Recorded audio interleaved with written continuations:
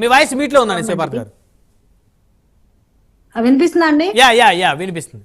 మేము కూడా central government కి విజ్ఞాపన చేస్తున్నామండి. ఆయన పాపులర్ ఏదైతే ఒక నాయకుడుగా దేశం మొత్తం గుర్తించాల్సిన స్థాయికి ఎదిగిన పవన్ కళ్యాణ్ గారి మీద అందరి చూపు ఉంది, అందరికి ఇబ్బందిగా కూడా ఉంది. ఎందుకంటే దేశంలో కూడా బీజేపీకి వెన్నుదన్నుగా నిలబడి మొన్న మహారాష్ట్రలో కూడా 12 నియోజకవర్గాలు ఆయన ప్రచారం చేసిన చోట ఎలా అఖండ విజయం ఇచ్చారో ప్రజలు అనేది చూసాము.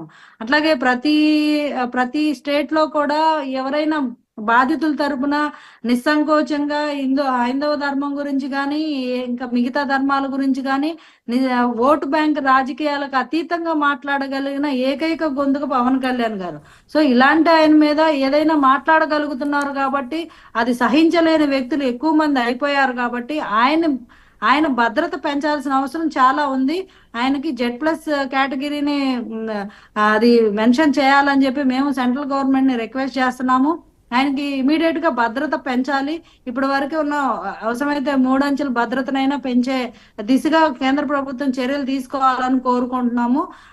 ఇప్పుడు ఎవరైతే అగంతకులా లేకపోతే దీని వెనక ఉన్నారా విచారణ తెలియదు. ఇప్పుడు విజయవాడ నుంచి ఏదో మల్లికార్జునరావు అనే వ్యక్తి కింద మీ స్క్రోలింగ్ లోనే చూస్తున్నాను, మొబైల్ నుంచి కాల్ చేశారని. సో వాట్ ఎవర్, అంత అకతాయి అని కూడా తీసేయడానికి లేదు. అతన్ని గట్టిగా విచారణ చేయాలి. అతను వెనక్కి ఎవరైనా ఉన్నారా, అతను ఏదో ఉద్దేశపూర్వకంగా చేశారా, లేకపోతే అతనికి ఉన్న ప్రాబ్లం ఏంటి, ఎందుకు చేశారు, దీని మీద విచారణ జరిగిన తర్వాత అయినా కూడా కేంద్ర ఇంటెలిజెన్స్ కూడా ఇప్పటికే 3-4 సార్లు హెచ్చరించి ఉన్నారు పవన్ కళ్యాణ్ గారిని. మీ ప్రాణాలకి హానికరంగా ఉన్నాయి. కొన్ని గ్రూపుల్లో మీ గురించి డిస్కషన్ జరిగింది. మాఫియా, టెర్రరిస్ట్, ఉగ్రవాదుల గ్రూపుల్లో కూడా మీ గురించి డిస్కషన్స్ జరిగాయి, మీ ప్రస్తావన వచ్చింది కాబట్టి మీరు అలర్ట్ గా ఉండాలి అని చెప్పి రిజల్ట్స్ వచ్చిన తర్వాతనే మొదటి వారంలోనే హెచ్చరించిన పరిస్థితి ఉన్న నేపథ్యంలో పవన్ కళ్యాణ్ గారికి Z+ కేటగిరీని ఇమీడియట్ గా ఆయనకి కేటాయించాలని నేను కోరుకుంటున్నాను. రమేష్ గారు, కారుమంచి రమేష్ గారు, మీరేమంటారు? ఉప ముఖ్యమంత్రి గారికి ఎలాంటి భద్రత ఇవ్వాలి అని కోరుకుంటారు మీరు? ఖచ్చితంగా ఇప్పుడు ఏదైనా థ్రెట్ ఉందని చెప్పి ప్రూవ్ అయినప్పుడు ఖచ్చితంగా ఆయనకి భద్రత ఇవ్వాల్సిన బాధ్యత ప్రభుత్వానిది. ఖచ్చితంగా ఆయనకి భద్రత పెంచి ఆయన ప్రాణాలను కాపాడవలసిన బాధ్యత కూడా ఈ ప్రభుత్వానిదే. అది సెక్యూరిటీ రివ్యూ కమిటీస్ ఉంటాయి కాబట్టి ఆ కమిటీస్ ఇచ్చే రివ్యూస్ని బట్టి, రిపోర్ట్స్ని బట్టి వాళ్ళు చర్యలు తీసుకుంటున్నారు. ఆ చర్యలను బట్టి నిజంగా పవన్ కళ్యాణ్ గారికి ఆ స్థాయిలో భద్రత ఉంది అని చెప్పి సెక్యూరిటీ రివ్యూ కమిటీస్ రిపోర్ట్స్ ఇస్తే ఖచ్చితంగా ఆయనకు భద్రత పెంచి ఆయన ప్రాణాలను కాపాడవలసిన బాధ్యత ప్రతి ఒక్కరికి ఈ రాష్ట్ర, ప్రత్యేకంగా ఈ రాష్ట్ర ప్రభుత్వానికి కూడా ఉందని చెప్పి నేను తెలియజేస్తున్నాను. రైట్. ధన్యవాదాలు అండి చర్చలో పాల్గొన్నందుకు. సయ్యద్ రఫీ గారు, శివపార్త్ గారు, కారుమంచి రమేష్ గారు, అదేవిధంగా ఫోన్ లైన్లకు అందుబాటులో ఎక్కడైతే ఏ నెంబర్ నుంచి అయితే కాల్స్ వచ్చాయో, మెసేజెస్ వచ్చాయో అన్ని రికార్డెడ్ ఉంటాయి. మేము పోలీస్ అధికారులను ఒకటే రిక్వెస్ట్ చేస్తున్నాము, యాజ్ ఎర్లీ యాజ్ పాసిబుల్ అతన్ని ఎవరు అనేది ఐడెంటిఫై చేయాలి. ఇక్కడే అర్థమవుతుంది ఇంటెలిజెన్స్ వ్యవస్థ ఎంత స్ట్రాంగ్ గా ఉంది మన రాష్ట్రంలో అని. ఒక నెంబర్ నుంచి కాల్ చేసినంత మాత్రం వాడెవడో ఐడెంటిఫై చేయలేని మెకానిజం మన దగ్గర అయితే లేకుండా లేదు. విత్ ఇన్ అవర్స్ లో అతను ఎవరో తెలియాలి. దాని వెనక ఎవరు ఉన్నారు అనేది కూడా విచారణ తొందరగా చేపట్టాలి. మేము హోమ్ మినిస్టర్ గారికి కానీ పోలీస్ డిపార్ట్మెంట్ గారు రిక్వెస్ట్ చేస్తున్నాము. పవన్ కళ్యాణ్ గారు ఆయన ఒక వ్యక్తి కాదు, ఆయన ఒక శక్తి. సో ఈ రోజు దేశం ప్రైడ్ ఆఫ్ ద నేషన్ అని గర్వంగా కాలు రెగరేసుకొని చెప్పొచ్చు పవన్ కళ్యాణ్ గారిని చూసి. ఎందుకంటే ఎవరైతే హైందవ ధర్మాన్ని ఫాలో అవుతున్నారో ఒక దేశంలోనే కాదు ప్రపంచవ్యాప్తంగా, పక్కనే ఉన్న బంగ్లాదేశ్ లో హిందువుల్ని ఊచకోత కోస్తుంటే ఒక్క నాయకుడు క్వశ్చన్ చేయలా.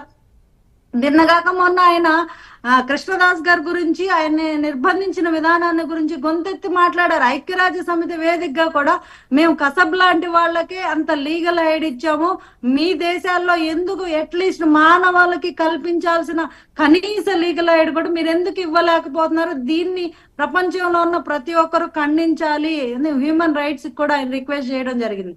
అంటే ఒక అన్యాయం అనేది ఒక దేశంలోనో లేకపోతే మన రాష్ట్రంలో జరుగుతుంటే ఆయన చూస్తూ ఊరుకోట్లా.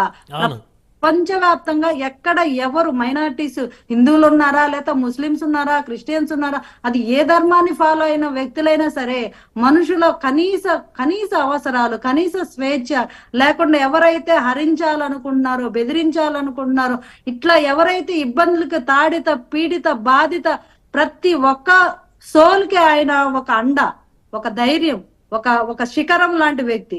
అలాంటి వ్యక్తినే లేకుండా చేద్దాము అనుకుంటున్నారంటే ఎన్ని గుండెలు వాళ్ళకి గుండెలు చీల్చేస్తాము. ఎవరైతే పవన్ కళ్యాణ్ గారు వెనక కన్నెత్తి చూడాలన్నా కూడా ఆయన వెనకున్న సైన్యం మామూలు సైన్యం కూడా కాదు. ప్రతి ఒక్కళ్ళ గుండె చప్పుడు పవన్ కళ్యాణ్ గారు. ఈ రోజు చెప్తున్నాం, కబడ్డార్, ఎవడైతే నా కొడుకు అయితే ఉన్నాడో దీని వెనక వాళ్ళని ఈజీ పీస్ అయిపోతాడు. వాడి డీటెయిల్స్ ఎవడైతే బయట వస్తాయి, ఖచ్చితంగా వస్తాయి. దీని వెనక ఎవరున్నారో వస్తాయి. మేము సెంట్రల్ గవర్నమెంట్ కూడా రిక్వెస్ట్ చేస్తాము, మా నాయకుడికి ప్రొటెక్షన్ 100% Z+ కేటగిరీ ఇవ్వాల్సిందే. మా నాయకుడు మాకు ఎంత ఇంపార్టెంట్, మాకు మాత్రమే కాదు ఈ దేశానికి ఆయన ప్రైడ్. ఆయన మాకు మాత్రమే కాదు, ఇలాంటి వ్యక్తిని కూడా అంటే నిజాయితీగా ఉంటే బ్రతకనివ్వరా? అంటే మీరు అవినీతి చేస్తా ఉంటే చేతులు కట్టుకొని కూర్చుంటారా? అంటే మీరు ఏది చేస్తే అది మేము చూస్తూ ఊరుకోవాలా? అంటే ఎవరైనా మాట్లాడితే చంపేస్తారా? ఎవరు ఏవి క్వశ్చన్ చేసి చంపేస్తారా?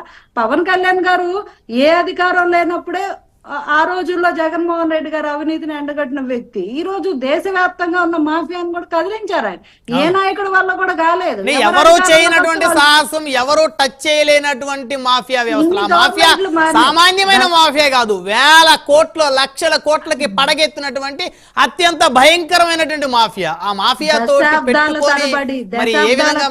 సహజ వనరులు దోచుకు తింటున్నారు, దొబ్బుకు తింటున్నారు. దశాబ్దాల తరబడి ఎర్ర చందనాన్ని అడవులను సైతం నరికేసి ఏ రకంగా సహజ వనరులు దోచుకు తింటున్నారు. ఈ రోజు అడవి తల్లి కూడా సేఫ్ హ్యాండ్స్ లోకి వెళ్ళింది. ఈ రోజు ఆయన అటవీ శాఖ తీసుకోగానే ఎవడి కన్ను ఎర్రచందనం మీద పడకుండా కూడా ఎక్కడికక్కడ అరికడుతున్నారు. ఎక్కడికక్కడ స్మగ్లర్స్ ని తాట తీస్తున్నారు. కాబట్టి ఒక్కొక్కటి గుండెల్లో రైళ్లు పరిగెడుతున్నాయి. తినటానికి లేకుండా చేస్తున్నాడు. అవినీతి పరుల గుండెల్లో నిద్రపోతున్నాడు. కాబట్టి అందరికి వెర్రి పుట్టింది. అలాగే ఆయన్ని లేకుండా చేద్దాము అనే ఆలోచన ఏదైతే ఉందో అది ఎలా అంటే ఆకాశం మీద ఉమ్మేసినట్లుగా ఆయన ఏదో చేద్దాం అనుకుంటే ప్రకృతి ఆ చేద్దామనే ఆలోచన వచ్చినోడనే మింగేస్తుంది. ఆయన ఏమి చిన్న వ్యక్తి ఏం కాదు. ఆయన వెనక చూడాలన్నా కూడా అసలు ప్రకృతి దానికి సహకరించదు. అలా ఎవరైనా ప్లాన్ చేసినా కూడా వాళ్ళని ఎట్టి పరిస్థితుల్లో అలాగా ప్లాన్ చేసే వాళ్ళని మాత్రం వదలకూడదు. ఇది చాలా సీరియస్ గా వెరీ వెరీ వెరీ సీరియస్ గా తీసుకోవాల్సిన ఇష్యూగా నేనైతే ఇప్పుడు సెంట్రల్ గవర్నమెంట్ కూడా స్టేట్ గవర్నమెంట్ కూడా రిక్వెస్ట్ చేస్తున్నాం. ఇలాంటి ఏదో చూస్తూ మొన్న చంద్రబాబు నాయుడు గారికి కూడా బెదిరింపు కాల్స్ వచ్చాయి, మోదీ గారికి వస్తున్నాయి. ఇది తమాషాగా తీసుకోవడానికి వీల్లేదు. ఇట్లా ఎవరైతే అంటే కూటమి ప్రభుత్వం కంట్రోల్ గా పనిచేయడం నచ్చట్లేదు. ఎందుకంటే గతంలో అవినీతి పరులు ఎలా తయారయ్యారంటే అవినీతి కుబేరులు అయిపోయిన తరుణంలో ఒక్కొక్క అవినీతి బయటకు వస్తున్నప్పుడు ఎక్కడ దొరికిపోతామో లేకపోతే ఎక్కడ తినడానికి వీలు లేదో. ఇప్పుడు రేషన్ మాఫియా దీని వెనక ఇంటర్నేషనల్ స్థాయిలో హస్తాలు ఉన్నాయని బయటకు వస్తున్నాయి. ఒక్కొక్క వ్యవహారం తీస్తా ఉంటే దీని వెనక ఈ ఒక్క దేశంతో ఆగిపోలా వేరే దేశాల మాఫియాలు కూడా దీనిలోనే ఇన్వాల్వ్ అయి ఉన్నాయంటే ఏ స్థాయిలో వదిలేశారు. అంటే ఇప్పుడు ఇక్కడ ఇంకోటి బాగా అబ్జర్వ్ చేయాలి శివపార్త్ గారు. ఇప్పుడు ఇక్కడ నుంచి రైస్ కాకినాడ పోర్ట్ నుంచి ఇతర దేశాలకే కదా తరలిస్తుంది. అంటే అక్కడ ఒక మాఫియా ఉంటుంది.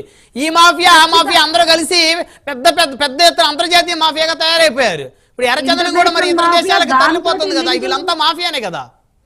దాంతో లింకులున్న లోకల్ నాయకులు, ఇంటర్నేషనల్ మాఫియాతో లింకులున్న లోకల్ నాయకులు ప్రోద్బలంతో ఈయన ఎన్నికల ముందు కూడా పవన్ కళ్యాణ్ గారికి రెక్కి నిర్వహించడానికి 250 కోట్లు సుఫారీ ఇచ్చి మరి పవన్ కళ్యాణ్ గారి మీద మా అధ్యక్షుల వారి మీద భౌతిక దాడి చేయించాలని ప్రయత్నించిన సందర్భంలో ప్రతి ఒక్క జన సైనికుడు అప్రమత్తంగా ఉండి కంటికి రెప్పలకు అంటే పవన్ కళ్యాణ్ గారిని బెదిరిద్దాము లేకపోతే ఇది ఫోన్ కాల్ చేద్దాము అంటే అది అసలు ఎలా ఉంటుందంటే అంత సిల్లీగా ఉంటుందో.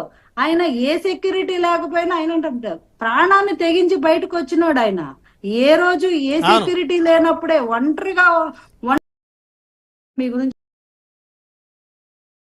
ఎవడైనా సరే ఇప్పుడు ఎక్కడైతే ఏ నెంబర్ నుంచి అయితే కాల్స్ వచ్చాయో మెసేజెస్ వచ్చాయో అన్ని రికార్డెడ్ ఉంటాయి. మేము పోలీస్ అధికారులను ఒకటే రిక్వెస్ట్ చేస్తున్నాము, యాజ్ ఎర్లీ యాజ్ పాసిబుల్ అతను ఎవరు అనేది ఐడెంటిఫై చేయాలి. ఇక్కడే అర్థం